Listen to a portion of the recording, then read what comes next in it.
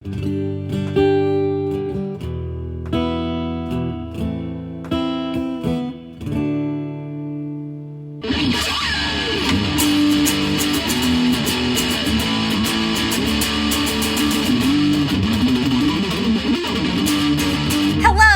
is That Talking Podcast. I'm JJ Starr. And I'm Downtown Andy. Welcome. Is that your morning voice? I just woke up like 5 minutes ago. The dog woke me up quite some time ago, so I'm raring to go. I got half of my coffee in me. And we're here to talk. Yeah, we're a little late on this one because the last 2 days we're like, let's record. And then ice cream and Riverdale got in the way. What a shame. I mean, honestly, I would rather spend my time no other way. Yeah. But we're here to talk. We're here to... Next time we want to record, let's just do a critique. We'll just have it going while we're watching and drowning our sorrows in chocolate cheesecake. But we're here to talk and bring some civil discourse to an otherwise discordant world. We have 3 rules, right? You're not going to ask how I'm doing? I know how you're doing. I'm looking right at you. How you doing? How are you doing? I'm pretty wired right now, honestly. Yeah. Look at that. And before we get into that, I want to get into that right now. I do. You want to get into how wired you are? In a way, yes. But before that, we do have the rules. All right, get to them. Yeah, no judgment, nothing personal, and don't be a dick. Right? Right. So wait. Right. So the dog woke me up at 6:50 this morning, desperate to pee. Big surprise. So I went out amidst, the Silent Hill fog that we get every morning now. Love it. The donkeys braying in the distance. Yeah. And the skunk shitting in And the skunks shit distance. all over the porch last night. But when I got back in, I made some coffee, I got her breakfast, and you were still asleep. Mm-hmm. And I was like, well, what do I do? And, I mean, obviously I don't want to do anything that's going to wake you up or disturb her or anything. So I'm like, well, I can do some work. I can do some quiet work. Mm-hmm. And right now my quiet work is reading because I've got this project involving Stephen King's novels and everything. And I'm in the middle of reading it and it's taking forever because if no other reason, the book is really fucking heavy. And it's taking a while. It's bigger than you are. To get through. It is bigger than I am. And what's funny is that as I'm reading it, I'm reminded I've seen the original miniseries from 1990 and everything, and I'm now understanding why the thing was 7 hours long, because they included everything from this book. Yeah? Every single thing. The faithful retelling? Oh, yeah. And it made me wonder. I have never been a creative with discipline, for lack of a better word. I sort of work more on inspiration than I do on discipline, and I want to know how you do it. Do you know many creatives that do work on discipline? I do. Now, there's different media, obviously. There's visual art, there's writing, there's music, there's all of these other outlets and everything like that. And I've known writers who can just sit down. They're like, I need 10 pages today. And or I have 3 hours I'm going to devote to writing and everything. And I know people who will just sit there and not be able to produce anything, but there are other people who can just sit down and do it. I work purely off instinct. You work off instinct? Okay, you and many others know that I am not an avid reader. You're not. I do not like to read. I just don't. I never have. I never will. Right. It takes a specific type of literature for me to actually sit down and finish the thing in a reasonable amount of time. It took you, 2 years to finish Bagger Vance? It sure did. It took me 4 days to finish Lemmy's autobiography. Yeah. It takes a specific kind of book for me to really dive into. But other than, it feels like a chore. Yeah. And I always have a very difficult time retaining the information. Yeah. And actually, are you does your brain it reads the words, but you're just reading the words. You're not actually hearing what they're saying. And I'm not taking it in. I'm not memorizing it. Yeah. It's very tedious and tiresome. But what about when you actually create something? When you are like, it's the same thing. It feels like a chore unless it's something that I am adamant about putting effort into. So, like, do you believe that you have, like, do you have the ability to just discipline yourself? It depends on how motivated I am. So like what immediately comes to mind is I remember being 18 and when I would want to write music, I would drive all around town with a notebook and my acoustic guitar and I would just pick spots and I'd just start writing. Really? I remember going to the bleachers at one of the town parks just on a random day and just sitting there and just working stuff out. I remember going to the local cemeteries. I remember going to the local coffee shops. I remember going to the center of town. Like, oh, yeah, I know. My mother gave me the same look when I was like, yeah, I went to the cemetery to write. It's just like, I'm like, safest place in the world to be. It's true. You know, anywhere that's going to give me, you know, time to sit and think. Yeah. But again, I have to be motivated. There are plenty of times where I've wanted to write, but nothing comes out because I just don't have it in me to put pen to paper. Yeah. I usually get flashes of inspiration where I'm like, okay, I have to sit down and I have to work stuff out now. I have to either just start noodling and put my phone on record, or I have to sit there and write. I have a tendency to write out titles a lot. Yeah. I like writing just lists of titles, and that's usually how it goes for me, is like I'll expand off of that. Yeah. I remember my first solo album, I went to the studio with nothing, with a couple of like riffs in my head, and everything just came out as we went along. Seriously? Absolutely. That's fucking freaky to me. Yeah. Because, like, I can come up with an idea and I can flesh it out and I can sit down and put hours into actually producing it. But, like, for some reason, I still don't consider myself disciplined. Like, I can't be like, I'm going to create for the next 6 hours. Now, the reason I started this off with my not being able to read I never learned to read. is because I don't learn and I don't retain that way. I'm more in tune with my eyes and my ears than my brain. Yeah.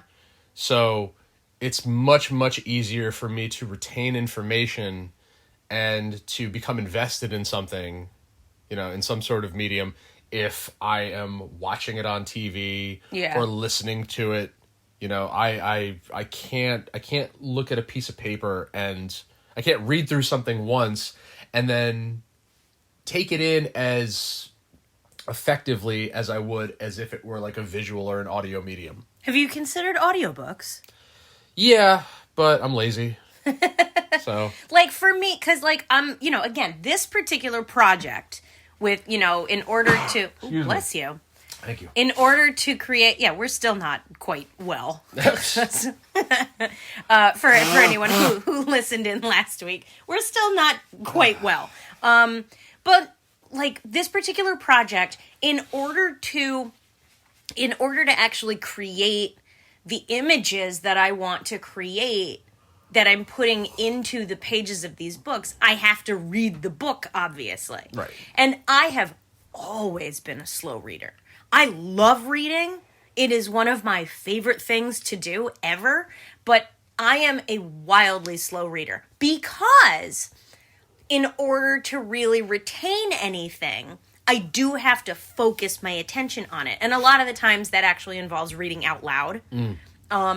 And that slows me down, obviously.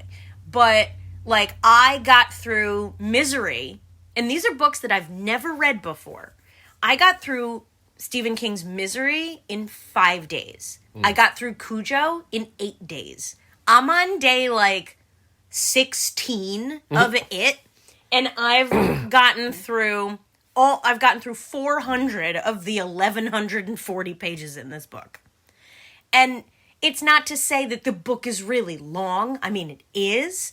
But for some reason, like, disciplining myself to be like when I started Misery, I sat here and was like, okay, I have to get through these books as quickly as possible to actually get to the creation part of this project. And I was like, I'm going to sit here. And that first day that I started Misery, I think you were at work. You were either at work or you had gigs or something like that. And I sat here and I read 120 pages of that book. Now, it took me hours. Right. It took me like 8 hours to get through that many pages. But I just sat here and I just did it. And for some reason, I'm having like the hardest time just being like, I'm going to sit here and read this 9-pound book all day. Well, I don't, and because I've never been a disciplined creative. I remember being I don't remember how old I was, but I was very young, and I remember talking to my brother Mike about this. I had a book that he wanted to read, and he's like, "Don't worry, I'll have it done soon." And I'm like, "What do you mean you'll have it done soon?" He's like, He made himself out to be a fast reader, and when he handed it back to me, I was like, I couldn't believe that he had finished it so quickly. Yeah. That he was able to read that fast, that he was able to retain, what I'm like, okay, whatever.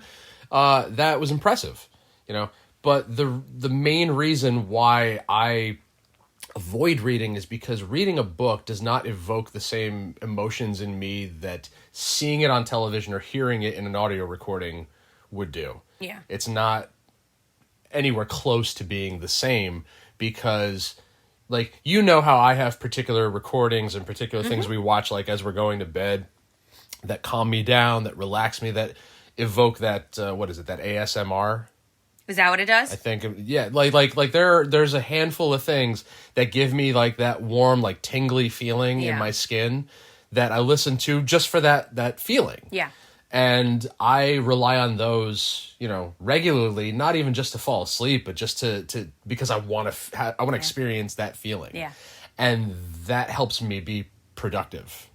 I find that at work. And I've always, because when it comes to falling asleep, I have to put on the TV because my brain is focusing on something and I'm able to just it becomes white noise. But it has to be something that I understand, to a T. So it's always reruns of something. I Love Lucy or Bob's Burgers or something like that. It has to be something that I actually can tune out. And it's the same thing when I'm at work. And I will put on playlist or I'll put on the radio and everything, and it's the same songs every day because it's not just, I need music. Because if it's music that I either don't like or music that I've never heard before and I'm paying attention to it, I feel like my ADHD is really acting up in my 40s apparently. But I'm able to really zen out. And if I'm having a particularly stressful day, my ASMR is actually the Stranger Things soundtrack. Right. Because it's like a sound bath to me. See, I used to be able to put things on at bedtime to tune out, and now I'm at the point where I absolutely have to have everything completely off to be able to fall asleep. Maybe something not as bold in the background, right. But and I wanted to look it up just to remember what the acronym was. Autonomous Sensory Meridian Response. Yeah. Tingling sensation that usually begins on the scalp, blah, blah, blah, blah, blah. Right. Yeah, for me, it has to be something that I don't particularly need. My brain doesn't have a need to pay attention to. And that's why I always have TV on. I can't even do podcasts. I always have TV on when I'm working here, when I'm doing my paintings and everything like that. I have to have movies or TV or something on in the background, loud enough that I can hear it also. Because if I'm straining to hear it, it's the same thing going to bed. If I'm straining to hear it, my brain is listening for it. So it is, but I have never been able to just train myself to just be okay, now I have a task, I must accomplish it. I mean, you see the way that I handle things around here. And it's not just that I physically, I can't necessarily, I don't have the stamina to do a lot of things these days, but I need, in order to complete a task, my brain has to zen out. Do you think that it's more likely that we as a society are more easily distracted now, or is that just unique to specific people? I don't know, because we grew up in a time where, like, you know, our attention spans weren't so minute, you know? Like, what do they say these days, that, like, the average attention span now is, like, 12 seconds or something like that? Well, with people scrolling through... Exactly, because their brains are being conditioned to only pay attention to a certain amount of information at a time. Do you think society today at large is aware of conditioning in the many forms that we see? Like, do you think people actually stop and think, like, how is what I'm doing now in regards to, like, TikTok and Instagram and stuff like that, how is it conditioning me, or is everybody just oblivious to it? I think that there are people who understand that, like, these media are, like, you know, they're not necessarily conditioning us to pay attention differently, but it's like they understand that it's affecting the way that we... Well, let's break down what conditioning is. Like, conditioning at its very core is when, you know... It's training. Yeah, exactly. Yeah, it's training. And to an extent, I think, you know, it's sort of brainwashing. Because we've talked about conditioning in various forms in regards to other things on the podcast before. I mean, it's also the same way I think about audiobooks.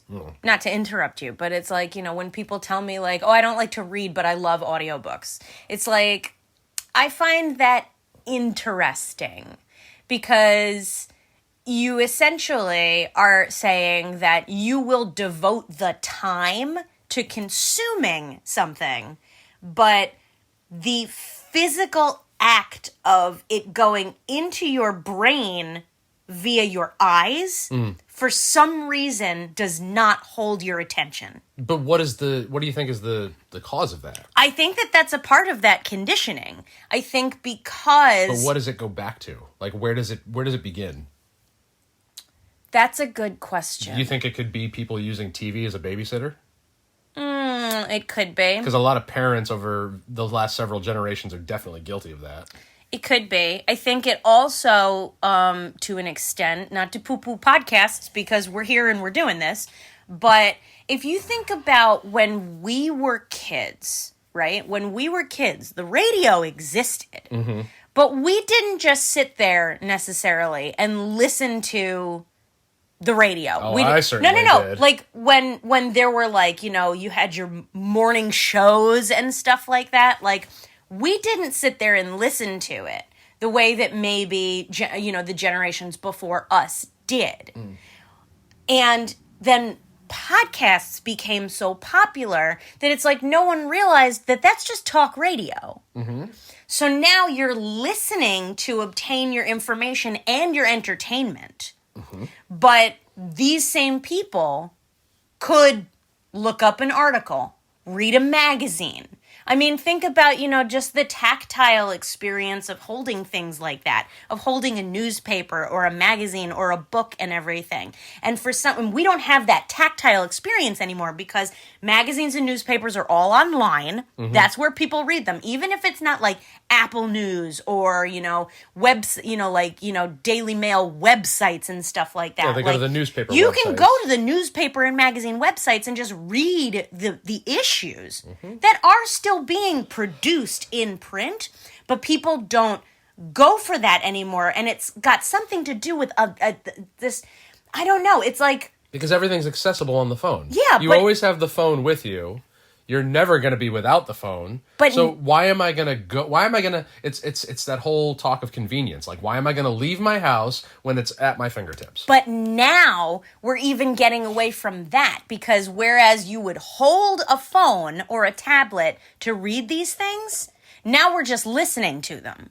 So that now you're completely hands-free. You don't even have to touch the technology that produces it at your convenience. You know what I mean? Yeah. So it's like we're losing our senses. Well, we've escaped that because we're still part of a generation where you had a certain level of tangibility in order to consume. And our generation, I feel like, is sort of like the fulcrum point because there are people in our age group, in our generation, who don't like doing everything online.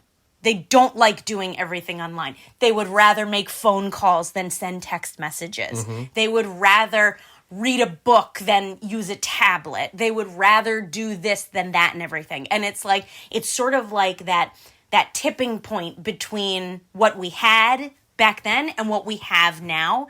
Like for me, I had a very hard time with online bill pay. Yeah. I had a very hard time being like, oh, what a beautiful convenience. Hooray, hooray for Chef Boyardee. I'm like, no, I want to write a fucking check so that I know I see my money physically being dealt with. And I had a very hard time sort of transitioning to online bill pay. It really bugs me. I had a very hard time transitioning to texting. I didn't want it. I thought it was stupid. I thought it was arbitrary. Like, I distinctly remember having hour or 2 hour long conversations with friends when we had nothing else to do same. over the phone. Yeah. You and I talk on the phone, and a lot of the times it's just listening to each other just do work. Yeah. We don't even talk. We just have the phone on. There were days where you'd call me at work and we'd just be on speakerphone all day long. That's it. It's like, you're doing your thing, I'm doing my thing, but you know. Getting back to the discipline aspect, I was actually trying to think just now of what it was like back when I was still doing schoolwork. And I mean, it's been a long time, so it's kind of hard to remember, but I'm pretty sure I would have to have, no distractions. I'd have to be focused, laser focused on whatever I was reading, researching, whatever it was. But I have to admit, I was very easily distracted by everything around me. So, it always helped if I would actually make myself go to like the library or something like that, because that's a place, in my mind, that's the place you go to focus on your work. See, and I just have the environment. I have such a hard time focusing on a task unless I have some kind of noise. It's like my brain just listens for silence. I'm just like, my brain is literally just hyper focused on what I do not recognize. And silence is like the worst for me. Like, I will be reading to myself in my home and realize that I have to go back and read a paragraph over again because I actually didn't hear any of it.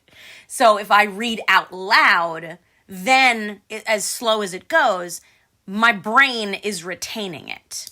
It's the same thing with, I have to like either put my fingers on the page or bookmark on the page so that I know that I'm paying attention, because my eyes want to dart all over the page also. See, my brain perceives words on the page as so one-dimensional.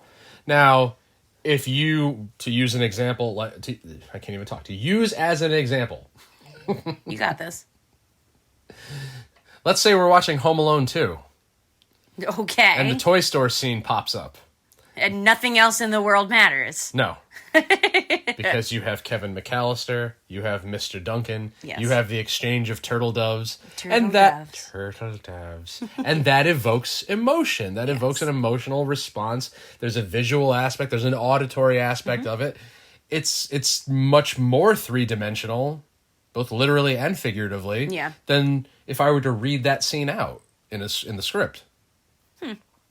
Because it really effectively strikes more of your senses than just your eyes. So do you think that you have been conditioned to require some sort of extrasensory stimulation in order to retain information? Yeah.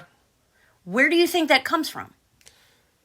Probably because of the fact that I was set in front of a television so early on in my life. I wasn't really, I mean, I don't want to say I wasn't stressed to read, because my parents always, read for leisure. Yeah. But, my affinity for reading, like, and a lot of people have always thought this is strange. Like, my affinity when it comes to reading is all in the nonfiction. It's all nonfiction. I understand that. I'm the same way. Never liked to read fiction. If I read fiction, I want it to be at least 200 years old. Like, Same. Yeah, I do not like modern fiction. And you know why? People ask me, they're just like, oh, you like to read. Have you read these New York Times bestsellers? I'm like, no. It's because of the fact, and it's something that we're still dealing with today. There's nothing new under the sun. There just isn't. When you look at books, TV, movies today, it's all reboots, it's all recreations, it's all retellings, because it feels like nobody wants to take the chance on something new. Not just the people creating it, but the people investing in it. You know? Yeah. Because what a retelling of something old is a safe bet. It's tried and true. It's already earned its audience. So why bother taking a chance on something that may fail? Yeah. When we know that this is going to at least appeal to some small audience. I don't remember where I heard it. It was a podcast, and I don't remember what podcast it was or who they were talking to, but they were talking about the new Hollywood formula, and they were talking about, this very thing. They were talking about how, it's not new material, it's recycled material. And the question is, why? And it's because of it's because of this formula, and that a paycheck is going to be paid one way or another. So we're going to stick to a formula because this way you produce the most likely return on your investment. Art out the window. Artistic nature and license out the window when it comes to, taking the risk on the return. And I found that very sad, but at the same time, very telling. It's like, yeah, there you go. There's confirmation on it. I saw a very interesting clip yesterday. So, I don't know who it was, but some guy said Green Day didn't sell out. They didn't. Green Day didn't sell out. They are still doing the music that they want to do every single night. They just got popular, or they just got, they became popular again, or whatever it was. Selling out is when you change your sound to appeal to more people or to a different type of person. Which is why I still say that Taylor Swift sold out. Did she, though? Does she do country anymore? I'm sure she still does what she became known for. Like, it was Taylor Swift and Carrie Underwood were like the girl power country pop stars. And pop stars. But all pop means is popular. That's all it means. And Taylor Swift was popular when she was doing country. Yeah, but see, you had people back at that time who were marketing them to an audience because of what they were. It's all about who's behind you, who's putting your product out there to the masses, in what form, in what capacity, in what numbers. But it makes me question whether or not they have discipline. Because you have to have discipline in that. Do you? You do, because how do you stay at that peak if you don't maintain discipline?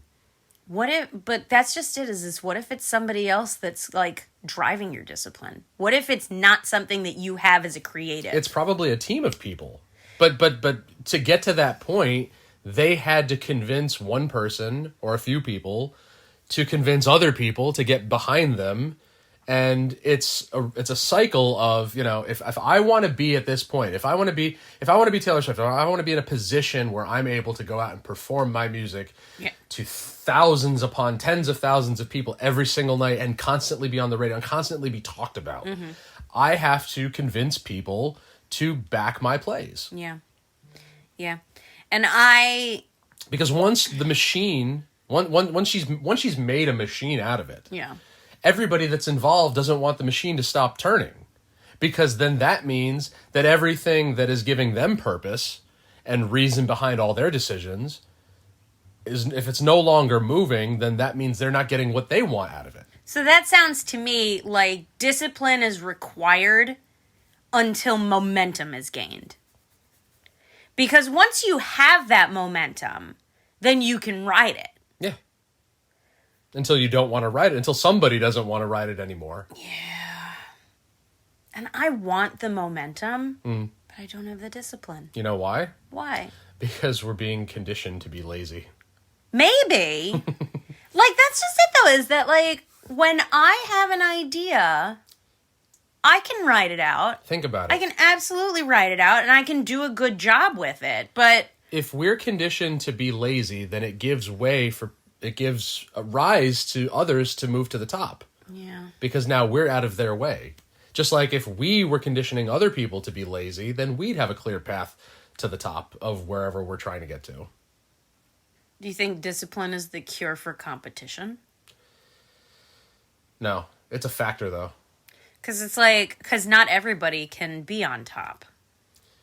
But everyone can fight for position. Everyone can absolutely fight. It all depends on how motivated you are. You know, there have been times in my life where I've certainly been more motivated than I am now. See, I'm comfortable where I am. See, and I find us to be like you and me, as the power couple that we are, obviously, we have the motivation. What we lack is a degree of the discipline, which is why we're creating this podcast Comfort a half an hour before it's due to go out. Comfort leads to complacency. You know, there are so many times where I don't want to have to do this because it feels tedious at times. Yeah. But then once we're in the midst of it, it's just like everything else that I do, where it's like once you're in it, once it's actually happening, it's like I'm so glad I actually got up and started doing it. Right. I feel that way about working out. I feel that way about yoga. It's the same thing about playing gigs. Like, I don't want to make the drive. I don't want to sit around and watch bands that I don't know or like. Yeah. But once we're on stage, like, oh, I'm so glad we're finally here. Yeah. You know? Yeah. I'm going to call it. Yeah? Yeah. I think Are you disciplined and motivated? I think I have what I need to really get some work done today. I'm out of coffee. Well, we can rectify that. But this was a good talk. It was. It was. It was a far cry from what I thought we were going to talk about. Well, again, when we discipline ourselves to give ourselves enough time to do this, we'll do it again. Yeah. We'll do it again. We'll come to controversy next week. But thank you out there in podcast land for listening to that talking podcast. This has been a blast. You can find us on social media, DT Andy and JJ Star with 2 R's on Instagram and TikTok and YouTube. It's JJ Star and Downtown Andy on OnlyFans. Hey, the dog is here. She's been here. Oh my God, she's so well behaved. Yeah. Stay tuned. We're closing in on the end of summer here, and that means that we're gonna have all kinds of fun stuff happening soon. Happy 3 years of Facebook friends. Oh man, right? We've been friends on Facebook for 3 years now. Mm-hmm. Remarkable. Yeah. Except for that hiatus that we took in the middle there, because we were. You were doing your thing. I was doing my thing. And we came back together. Yeah. Yeah. And so stay tuned for all the awesome shit we got going on. And I think that's a wrap. I think that's a wrap on today. And from the 3 of us at That Talking Podcast, I'm JJ Star. And I'm Downtown Andy. And we will talk to you later.